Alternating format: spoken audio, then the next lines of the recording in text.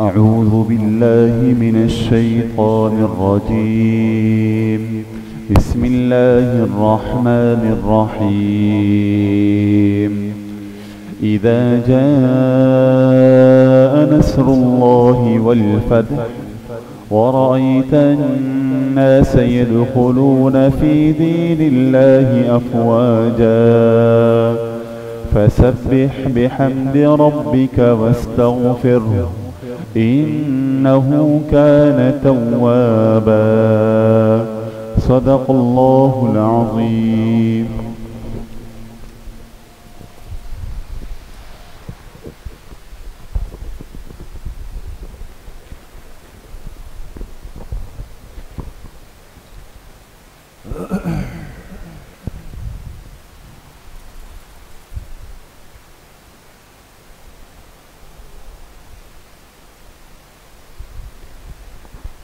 بسم الله الرحمن الرحيم. نحمده ونصلي ونسلم على رسوله الكريم. أما بعد فأعوذ بالله من الشيطان الرجيم. بسم الله الرحمن الرحيم. ولا تقف ما ليس لك به علم إن السمع والبصر والفؤاد كل ذلك كان عند ربه مسؤولا. وقال النبي صلى الله عليه وسلم من أحدث في أمرنا هذا ما ليس منه فهو رد. صدق الله وصدق رسوله النبي الكريم. اللهم صل على سيدنا ومولانا محمد وعلى آل سيدنا ومولانا محمد وبارك وسلم. اللہ سبحانہ و تعالی کا بہت بڑا کرم اور احسان ہے کہ دین کی اس مبارک نسبت سے اور دین کی بات سننے کی نسبت سے ہم سب کو یہاں بیٹھنے کا موقع نصیب کیا ہے. اللہ تعالیٰ آپ سب کی اس حاضری کو، اس بیٹھنے کو، سننے اور سنانے کو اپنی بارگاہ عالیہ میں قبول فرمائیں اور ہم سب کے ظاہر اور باطن کی اصلاح کا ذریعہ بنائیں. اس امت کی ایک بڑی خاصیت اور خصوصیت یہ ہے کہ ہمارے پاس اللہ پاک کا دین بالکل محفوظ شکل میں ہے، اور اس دین کی جو حفاظت ہے وہ قرآن کریم جو اللہ کا کلام ہے وہ اس کا سب سے پہلا اور سب سے بڑا مصداق ہے. پھر قرآن کریم کے بعد اللہ کے پاک پیغمبر جناب رسول اللہ صلی اللہ علیہ وسلم کی پاکیزہ اور مبارک احادیث ہے،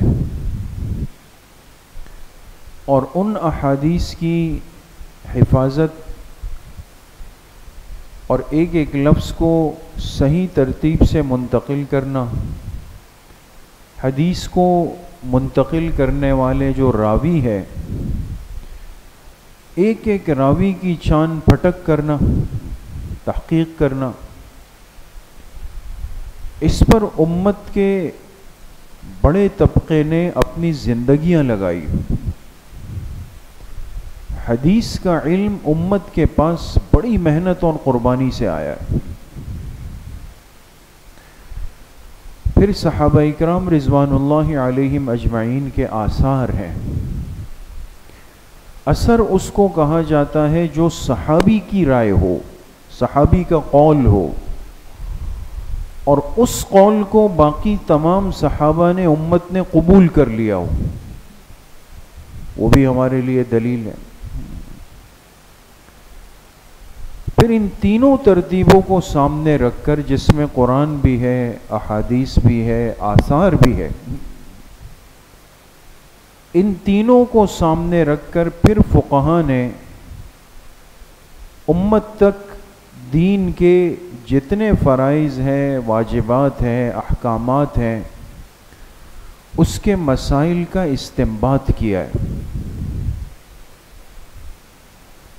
اسی لیے ہم وضو کرتے ہیں تو تسلی سے، اطمینان سے، نماز پڑھتے ہیں تو مطمئن ہو کر پڑھتے ہیں، ہم روزہ رکھتے ہیں تو بے فکر ہو کے رکھتے ہیں۔ ابھی حج کا موسم گزرا ہے، لاکھوں مسلمانوں نے حج کیا، مطمئن ہو کر کیا، زکوٰۃ دیتے ہیں مطمئن ہو کر، اس لیے کہ ہمارے پاس فقہا کے مسائل محفوظ شکل میں موجود ہیں۔ میں یہ ساری بات آپ ساتھیوں سے اس لیے عرض کر رہا ہوں کہ ایک بندے کو دائیں بائیں دیکھنے کی ضرورت اس وقت پڑتی ہے جب اس کے پاس کوئی حل موجود نہ ہو، راستہ نہیں، راستے کی لوکیشن نہیں ہے اس کے پاس۔ تو ایک گاڑی چلانے والے کو راستوں کا علم ہے، وہ کبھی کسی سے نہیں پوچھتا کہ دائیں جاؤں بائیں جاؤں، سیدھا جاؤں ریورس جاؤں۔ اور اگر اس کو راستوں کا علم نہیں تو اپنے ساتھ بیٹھے ہوئے ساتھی سے پوچھتا ہے آپ کو راستہ پتہ ہے؟ وہ کہتا ہے جی بے فکر رہیں مجھے پتہ ہے۔ تو یہ صرف اس ساتھی سے پوچھتا ہے، پھر باہر نہیں پوچھتا۔ اور اگر یہ بھی نہیں ہے تو آج تو بڑی آسانی ہے کہ ہر جگہ کی کیا آ گئی، لوکیشن آ گئی آپ کے پاس، موبائل ہے، لوکیشن ہے، آپ کو طریقہ آتا ہے، آپ یہاں سے بیٹھ گئے، آپ نے لوکیشن لگائی اور آپ اپنے اس مقام تک پہنچ گئے۔ لیکن ایک آدمی نہ خود راستہ جانتا ہے، نہ اس کے ساتھی کو پتہ ہے، نہ اس کے پاس لوکیشن ہے، بالکل خالی ہے۔ تو یہ کیا کرے گا؟ بار بار کھڑکی کا شیشہ اتار کے دائیں بائیں پوچھتا رہے گا کہ یہ جگہ کہاں ہے، یہ جگہ کہاں ہے، یہ جگہ کہاں ہے، یہ جگہ کہاں ہے، کہ یہ محتاج ہے طلبگار۔ اس امت کو آج کیوں ضرورت پڑ گئی ہے، یہ کیوں پریشان ہے کہ قرآن ہے، احادیث ہے، صحابہ کے آثار ہے، فقہا کے ہزاروں لاکھوں مسائل ہیں، سارا دین محفوظ شکل میں موجود ہے، پھر بھی مسلمان بعض موقعوں پہ آ کے پریشان ہو جاتا ہے۔ کیوں؟ اس لیے کہ وہ غیر مستند باتیں، وہ غیر مدلل باتیں، جس کا کوئی حوالہ نہیں، کوئی سند نہیں، کوئی مضبوطی نہیں، کہانیاں ہیں تاریخ کی، وہ محض تاریخ کے قصے اور کہانیاں ہیں، اور اس کہانی کو بیان کرنے والا فرد ایک بھی نہیں،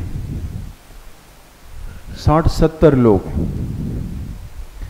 اب عجیب بات یہ ہے کہ واقعہ ایک ہے، حادثہ ایک ہے، لیکن ایک جب بیان کرتا ہے تو وہ کچھ اور بول رہا ہے، دوسرا بیان کرتا ہے کچھ اور بول رہا ہے، 10واں بیان کرتا ہے کچھ اور بول رہا ہے۔ اس لیے کہ نہ قرآن ہے، نہ حدیث ہے، نہ صحابہ کے آثار ہیں، کچھ بھی نہیں۔ من گھڑت قصے کہانیاں، اور اس کو بنانے کا مقصد صرف کیا تھا کہ میں اپنے مجمع پہ کتنا اثر انداز ہو سکوں، میں اس کو کتنا رلا سکتا ہوں، ان کے کتنے آنسو بہا سکتا ہوں، ان کے اندر کو کتنا بے چین کر سکتا ہوں۔ اس مہینے کے اندر محرم الحرام میں ہم سب مسلمان جانتے ہیں کہ ایک ایسا واقعہ پیش آیا کہ جس نے اسلام کی تاریخ کو جھنجھوڑ کے رکھ دیا، ہلا کے رکھ دیا۔ اس نے اس کائنات کے بڑے مبارک ترین لوگ، بڑا پاکیزہ خون اور بڑی ہستیاں، اتنی بڑی ہستیاں کہ جن کے لیے اللہ کے پاک پیغمبر کی زبان مبارک سے نکلا کہ یہ جنت کے نوجوانوں کے سردار ہیں، جن کے لیے اللہ کے پاک پیغمبر علیہ السلام نے فرمایا کہ یہ میرے پھول ہیں، جن کے بچپن کے رونے پر آپ علیہ السلام کو اتنی تکلیف ہوتی کہ گزر رہے تھے حضرت فاطمہ رضی اللہ عنہا کے گھر کے باہر سے، ایک صحابی فرماتے ہیں ہم آپ علیہ السلام کے ساتھ تھے اور راستے میں حضرت فاطمہ رضی اللہ عنہا کا گھر آیا، اندر سے آواز آئی حضرت حسین رضی اللہ عنہ کے رونے کی، آپ نے فرمایا اندر تشریف لے گئے، فرمایا فاطمہ حسین کو مت رلایا کرو، اس سے مجھے تکلیف ہوتی۔ اتنے بڑے لوگ ہیں،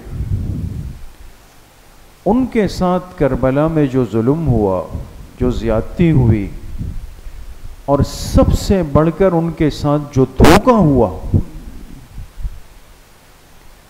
کہ ہزاروں خطوط لکھ کر ایسے پیارے خوبصورت لوگوں کو، ایسے صاحب ایمان لوگوں کو خیانت کر کے، دھوکہ دے کے، جھوٹ بول کے ان کو بلایا گیا۔ آپ تشریف لائیں، آپ تشریف لائیں، کہاں تشریف لائیں؟ کوفہ، عراق میں۔ مدینہ منورہ ایک شخص کو خطوط جاتے ہیں اور خطوط کی تعداد ہزاروں میں، 10,000 سے اوپر لکھا۔ آپ آئیں، ہم تیار بیٹھے ہیں، آپ کے ہاتھ پہ بیعت کریں گے، ہم یزید جیسے ظالم آدمی کو برداشت نہیں کر سکتے، آپ ہمارے امیر المومنین، آپ خلیفۃ المسلمین، آپ کا حق ہے، آپ آئیں، لوگ آپ کے لیے بے چین ہیں۔ بات سمجھ میں آ رہی ہے دوست؟ میں جو آپ کو سمجھانا چاہتا ہوں نا، چند باتیں، لیکن آپ آ جائیں۔ اب یہاں میں آپ سے ایک سوال پوچھتا ہوں، ایک آدمی کو پتہ چلے کہ یہ چیز باطل ہے، حق کہیں اور ہے، تو یہ حق کی طلب میں جائے گا یا حق کو اپنے پاس بلائے گا؟ جی جائے گا، یہ حق کی طلب میں جائے گا۔ یہ ہزاروں لوگ جو کوفہ سے خطوط لکھ رہے ہیں، اگر انہوں نے حضرت حسین ابن علی رضی اللہ عنہ کو برحق سمجھا تھا دل سے، تو اس حق کی طلب کے لیے ان کو کہاں آنا چاہیے تھا؟ مدینہ منورہ آنا چاہیے، آنا تو ان کو چاہیے تھا، یہ آتے، اور مدینہ منورہ جو صحابہ کا شہر ہے، اللہ کے پاک پیغمبر کا شہر ہے، محفوظ ہے، وہاں تو کسی کو کوئی خطرہ نہیں، سب کے گھر ہیں، جنت البقیع ہے، پاک پیغمبر کا روزہ ہے، سب تھے،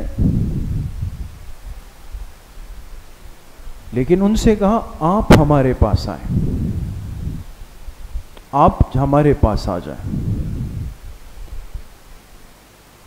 یہ ترتیب بتا رہی تھی کہ اندر کوئی بدترین منصوبہ بن رہا تھا، اسی لیے میرے عزیزوں، دوستوں، بزرگوں، جب اتنے خطوط پہ خطوط آنے لگے تو حضرت حسین رضی اللہ عنہ انہوں نے مشورہ کیا، ان چند صحابہ سے جو مدینہ میں موجود تھے، یہ یاد رکھیں یہ ذوالحجہ کا مہینہ تھا جس میں تقریباً مدینہ کے لوگ، صحابہ کی جو تعداد تھی وہ حج پہ آئی ہوئی تھی۔ آج ایک سوال ہے، فتنوں کی کثرت ہے نا، کہ جب حضرت حسین رضی اللہ عنہ آ رہے تھے تو باقی صحابہ کہاں تھے؟ آپ عصر کے لیے مسجد آئے ہوئے ہیں اور آپ کے گھر میں آپ کا چھوٹا بھائی وہ سودا لینے کے لیے بازار چلا جائے، ایک مثال دے رہا ہوں سمجھانے کے لیے، اور اس سودا لینے کے بعد اس سے سامان گر جائے، ضائع ہو جائے، ماں باپ پوچھیں گے بڑے بھائی کہاں تھے آپ جب یہ کام کیا؟ تو وہ کہیں جی مسجد میں تھے، تو پھر بڑا بھائی قصوروار بنے گا؟ جی، حج کا سفر تھا، حج کا موقع تھا، ذوالحجہ کا مہینہ تھا، جو صحابہ موجود تھے بہت بڑی تعداد وہ حج میں مصروف ہیں۔ آپ اگر اس سارے دائرے کو دیکھیں گے آپ کو قدم قدم پہ خیانت اور دھوکے کی ایک نئی داستان ملے گی۔ ایسا موقع منتخب، ایسا وقت منتخب جس میں اکثریت موجود نہیں، لیکن پھر بھی جو موجود تھے حضرت حسین رضی اللہ عنہ نے ان سے سنت مشورہ کیا، ایک دم نہیں نکلے۔ آپ حیران ہوں گے کہ جس سے پوچھتے وہ یہی کہتا ہمیں اس میں خیر نہیں لگتی، ہمیں خیر نہیں لگتی۔ بالآخر اپنے والد کے سگے چچزاد بھائی یعنی عبداللہ ابن عباس رضی اللہ عنہ وہ مدینہ میں تھے، ان سے جا کے عرض کی کہ میرے پاس کوفہ سے اتنے خطوط آئے ہیں اور وہ لوگ کہہ رہے ہیں ہم آپ کے منتظر ہیں، آپ آئیں، ہم آپ کے ہاتھ پہ بیعت کرنے کے لیے تیار ہیں، میں چلا جاؤں؟ عبداللہ ابن عباس رضی اللہ عنہ نے فرمایا بھتیجے یاد رکھنا کوفہ وہی جگہ ہے جس کے مسجد کے ممبر پہ آپ کے والد کو شہید کیا گیا، یہ وہی لوگ ہیں۔ کل جس جگہ آپ کے والد شہید ہوئے اس کے انتقام میں انہوں نے، اس کے عوض میں، اس کے قصاص میں کیا کیا انہوں نے؟ کون سی تسلی دی آپ کو؟ یہ وہی لوگ ہیں، ان کے مزاج میں بے وفائی ہے، دھوکہ ہے، خیانت ہے، مت جائے۔ اب آپ بتائیں کہ جس حد تک حضرت حسین رضی اللہ عنہ نے مشورہ کیا کسی نے بھی رضامندی ظاہر نہیں کی۔ یہ صحابہ اور اہل بیت کا آپس کا رشتہ ہے، اس لیے کہ حدیث پاک کہتی ہے ان المستشار مؤتمن، جس سے مشورہ مانگا جائے وہ امانت دار ہوتا ہے۔ وہ صحابہ سمجھتے تھے کہ یہ تو ہمارے جنت کے سردار ہیں، ہمارے پاک پیغمبر کے پاک نواسے ہیں، ہم ان کو غلط مشورہ تو دے نہیں سکتے، منع کیا مت جائیں۔ بعض چیزیں دوستوں اجتہادی ہوتی، اجتہادی انسان پر بعض دفعہ اپنی ایک ذاتی سوچ غالب آ جاتی۔ انہوں نے کہا اتنی بڑی تعداد میں خطوط آئے ہیں، کچھ تو ہوگا، کچھ تو لوگ خیر خواہ ہوں گے، کچھ تو مخلص ہوں گے، جانا چاہیے، یزید جیسے فاسق اور فاجر کے مقابلے میں جانا چاہیے۔ عبداللہ ابن عباس رضی اللہ عنہ نے فرمایا اگر آپ جانا ہی چاہتے ہیں اور آپ کو لگتا ہے کہ اس میں خیر ہے، پھر مستورات اور بچوں کو نہ لے جائیں، ان کو نہ لے جائیں اپنے ساتھ، اس لیے کہ خدا نخواستہ کوئی آزمائش نہ آ جائے۔ تو حضرت حسین رضی اللہ عنہ نے فرمایا کہ ہم کوئی جنگ کے لیے تو جا نہیں رہے۔ میں آپ کو یہ شروع سے عرض کرنا چاہتا ہوں کہ اس ایک واقعے کو بیان کرنے والوں نے جو مرچ مسالہ لگا کے اس میں جو اچار چٹنی ڈال کے اتنے عجیب و غریب انداز میں کہ جیسے باقاعدہ یہ ایک جہادی معرکہ تھا، ایک جنگ کی ترتیب تھی، حضرت حسین رضی اللہ عنہ تیار ہو کے گئے جنگ کے میدان میں، غزوات میں، پاک پیغمبر کی زندگی میں آپ کو کہیں نہیں ملے گا کہ آپ علیہ الصلوۃ والسلام نے جتنے غزوات یا سرایا کیے ہیں اس میں نکلتے ہوئے مستورات اور بچوں کو ساتھ لے گئے ہوں، کہیں بھی نہیں۔ یہ اشارہ تھا کہ وہ جنگ کا ارادہ تھا ہی نہیں، نہ ماحول تھا، نہ سوچ تھی کہ ایسا ہو جائے گا۔ اس لیے گھر والوں کو ساتھ لے گئے کہ اور تو کوئی مسئلہ ہے نہیں، بس جانا ہے، اور وہ حضرت بیعت کے لیے تیار ہے، ہاتھ بڑھائیں گے، ہم بیعت کر لیں گے، امیر بن جائیں گے۔ خلاصے کی بات یہ ہے کہ حضرت حسین رضی اللہ عنہ کوفہ پہنچے، میں بس آخری بات عرض، کوفہ پہنچ گئے۔ کوفہ ایک بہت بڑا شہر ہے، مرکزی جس کو کہا جائے، عراق کا، آج بھی بہت بڑی آبادی ہے اس کی، اور یہ اس وقت کا ایک وقت کا علمی شہر رہا ہے۔ جب وہاں پہنچے تو پتہ چلا کہ جو سمجھا تھا حقیقت میں وہ نہیں ہے۔ خطوط لکھنے والے سب خائن دھوکے باز جھوٹے تھے، ایک ایک کر کے وہ پھسلنے لگ گئے۔ اب میں ایک بات آپ سے عرض کرتا ہوں، یہ کوفہ کے لوگوں نے خیانت کی، لیکن کوفہ خالی شہر نہیں تھا، بھرا پورا شہر، اور جو ذہناً، قلباً، عقلاً، عقیدتاً اسی مزاج کے ساتھ تھے، اس کے باوجود بھی یہ حضرات جو مدینہ منورہ کا اتنا طویل سفر طے کر کے آئے، وہ کوفہ نہیں رکے، وہ کوفہ سے نکل کے کہاں چلے گئے؟ جی، کربلا چلے گئے۔ ان دونوں جگہوں میں فرق ہے۔ آج بھی جب کوفہ سے نکلتے ہیں، ہمارا سفر ہوا ہے، کوفہ سے کربلا تقریباً 1.5-2 گھنٹے گاڑی کا رستہ ہے، وہ تو پیدل رستہ ہو۔ اتنے بڑے آباد شہر کو چھوڑ کر کے ایک ویران میں، کھلے میدان میں چلے گئے۔ کون؟ حضرت حسین رضی اللہ۔ سوال یہ ہے کہ شہر کی آبادی میں انسان بہرحال محفوظ ہوتا ہے، اگر 1000 نہیں تو 50 تو میرے ہوں گے، کوئی تو میرا چاہنے والا ہوگا، لیکن اس جگہ کو چھوڑ کر ایک میدان میں چلے گئے۔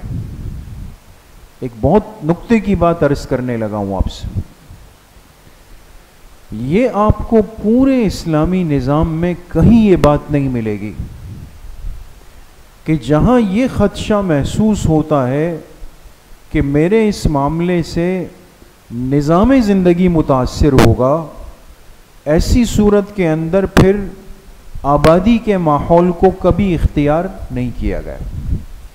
اس لیے حج جیسا بڑا عمل جب شروع ہوتا ہے تو ہم مکہ کو چھوڑ کے کہاں چلے جاتے ہیں؟ منی چلے گئے، عرفات چلے گئے، مزدلفہ چلے گئے۔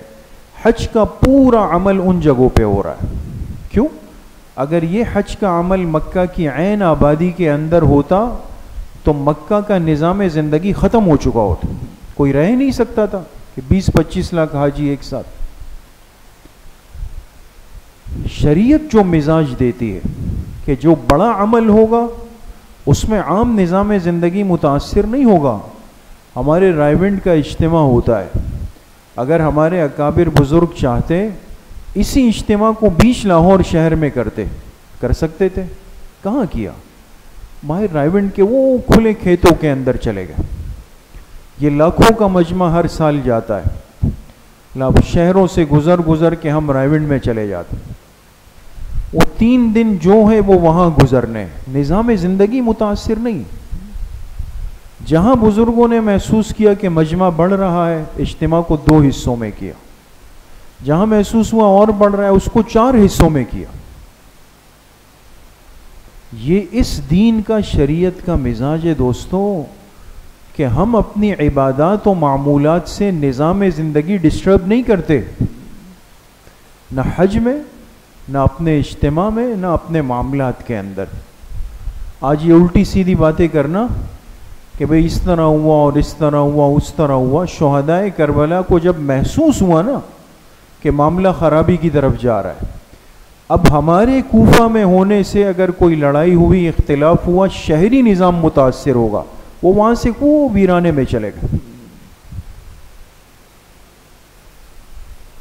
یہ تو کفر کی سوچ ہے کہ مسلمان کی ناک پہ بیٹھ کے اس کو پریشان کرے, نظام زندگی متاثر کرے, لوگوں کو خراب کرے, راستے متاثر کرے,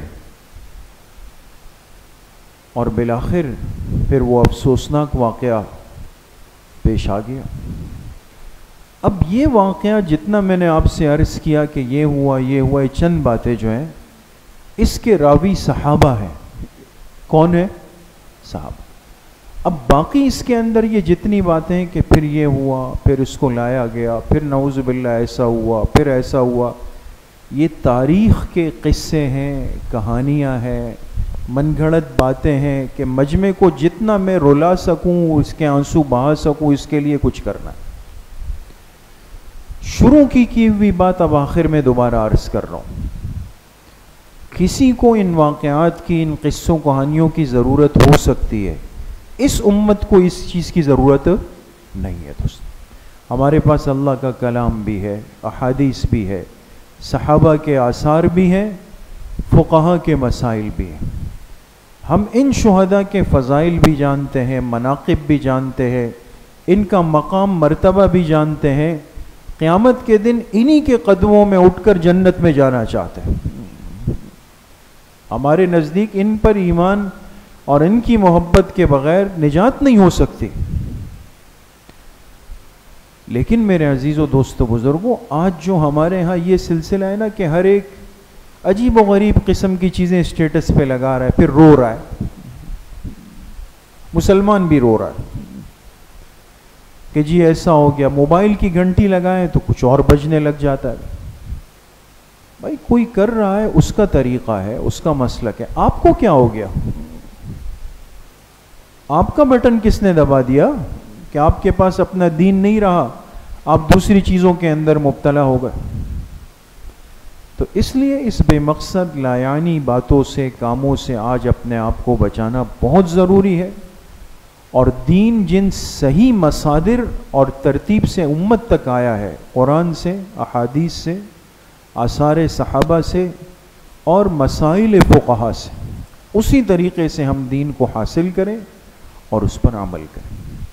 کوشش کریں گے انشاءاللہ. اللہ پاک مجھے بھی آپ سب کو صحیح عمل کی توفیق نصیب فرمائے. انشاءاللہ کچھ دیر کے لیے بزرگوں کے ختمات پڑھیں گے.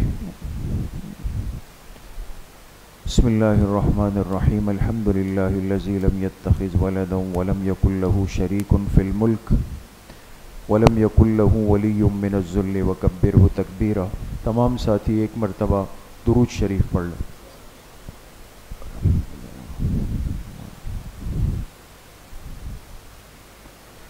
ایک مرتبہ سورہ فاتحہ پڑھ لیں. بسم اللہ الرحمن الرحیم. الحمد للہ رب العالمین.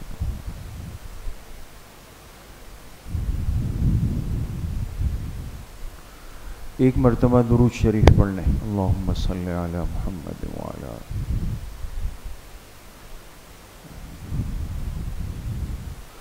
ایک مرتبہ سورہ علم نشرح پڑھ لیں. بسم اللہ الرحمن الرحیم. علم نشرح لک صدرک ووضعنا عنک وزرک الذی انقض. ایک مرتبہ سورہ اخلاص پڑھ لیں. بسم اللہ الرحمن الرحیم. قل هو اللہ احد اللہ الصمد.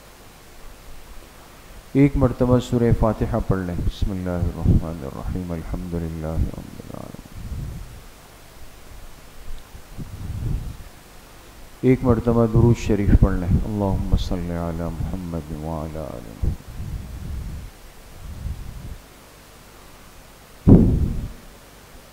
سات مرتبہ پڑھیں. اللہم یا قاضی الحاجات. اللہم یا قاضی الحاجات.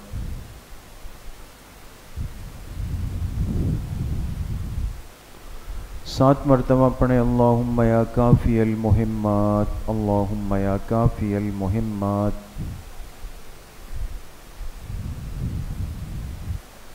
سات مرتبہ پڑھیں. اللہم یا دافع البلیات. اللہم یا دافع البلیات.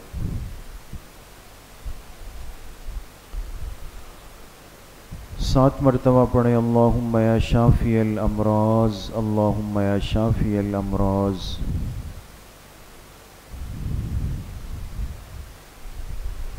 7 مرتبہ پڑھیں اللہم یا رفیع الدرجات، اللہم یا رفیع الدرجات۔ 7 مرتبہ پڑھیں اللہم یا مجیب الدعوات، اللہم یا مجیب الدعوات۔ 7 مرتبہ پڑھیں اللہم یا ارحم الراحمین، اللہم یا ارحم الراحمین۔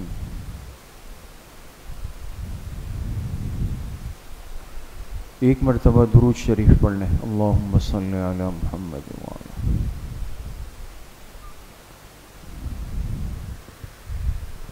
3 مرتبہ پڑھیں حسبنا اللہ ونعم الوکیل، حسبنا اللہ ونعم الوکیل۔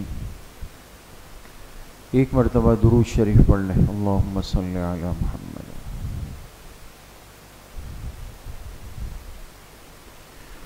3 مرتبہ پڑھیں یا خفی اللطف ادرکنی بلطفک الخفی، یا خفی اللطف ادرکنی بلطفک الخفی۔ 1 مرتبہ درود شریف پڑھ لیں، اللہم صلی علی محمد۔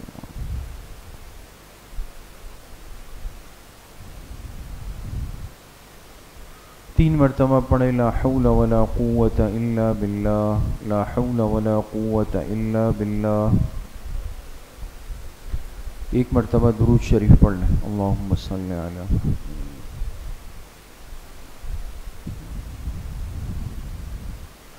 3 مرتبہ پڑھیں ذالک فضل اللہ یؤتیہ من یشاء واللہ ذو فضل علی المؤمنین، ذالک فضل اللہ یؤتیہ من یشاء واللہ ذو فضل علی المؤمنین۔ 1 مرتبہ درود شریف پڑھ لیں، اللہم صلی علی محمد۔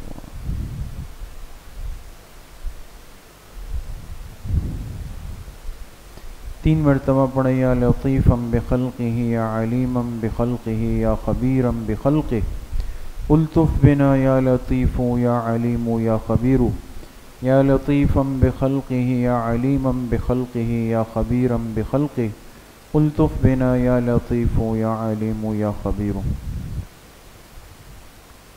1 مرتبہ درود شریف پڑھ لیں، اللہم صلی علی محمد۔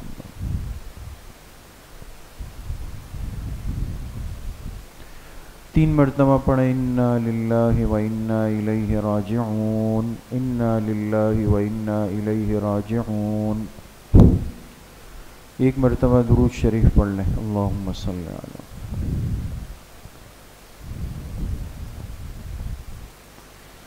3 مرتبہ پڑھیں اللہ ولی الذین آمنوا، اللہ ولی الذین آمنوا۔ 1 مرتبہ درود شریف پڑھ لیں، اللہم صلی علی۔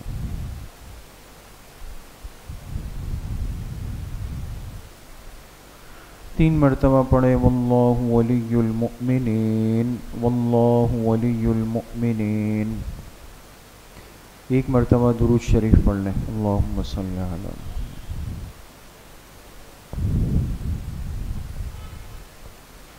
3 مرتبہ پڑھیں رب اغفر وارحم وانت خیر الراحمین، رب اغفر وارحم وانت خیر الراحمین۔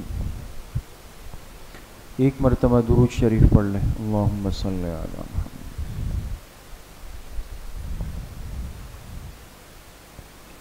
3 مرتبہ پڑھیں یا لطیف یا خبیر یا ودود یا شکور، یا لطیف یا خبیر یا ودود یا شکور۔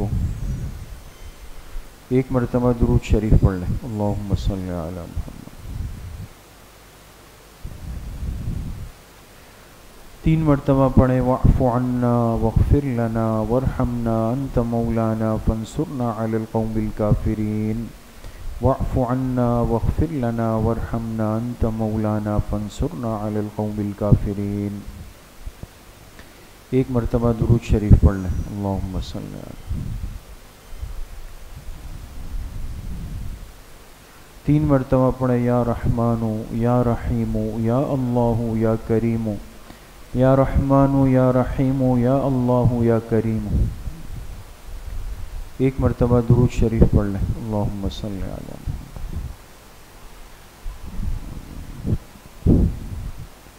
تین مرتبہ پڑھیں. الا بذکر اللہ تطمئن القلوب، الا بذکر اللہ تطمئن القلوب. ایک مرتبہ درود شریف پڑھ لیں. اللہم صلی علی محمد وعلی آل محمد کما صلیت علی ابراہیم وعلی آل ابراہیم انک حمید مجید. اللہم بارک علی محمد وعلی آل محمد کما بارکت علی ابراہیم وعلی آل ابراہیم انک حمید مجید.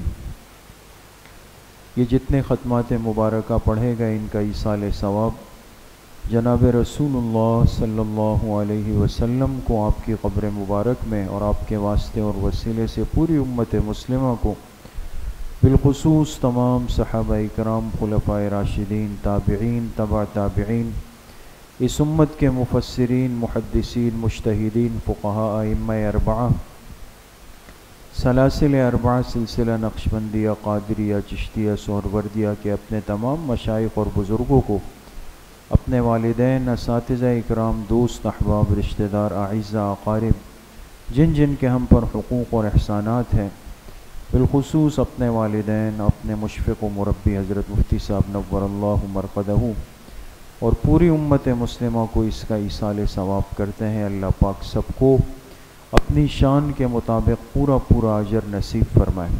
کچھ دیر کے لیے ذکر قلبی مراقبہ کریں گے. تمام ساتھی اپنے دلوں کو یکسو کر لیں، آنکھوں کو بند کر لیں، سروں کو جھکا لیں، دلوں کی طرف متوجہ ہو جائیں. دل میں تصور کریں اللہ کی بارگاہ سے انوارات، فیوزات، تجلیات اتر رہے ہیں اور میرے دل کے اندر سما رہے ہیں، جس کی برکت سے میرے دل سے گناہوں کا میل کچیل، زنگ، ظلمات، قدورات سب نکل رہا ہے اور میرے دل کی ہر دھڑکن کہہ رہی ہے اللہ اللہ اللہ.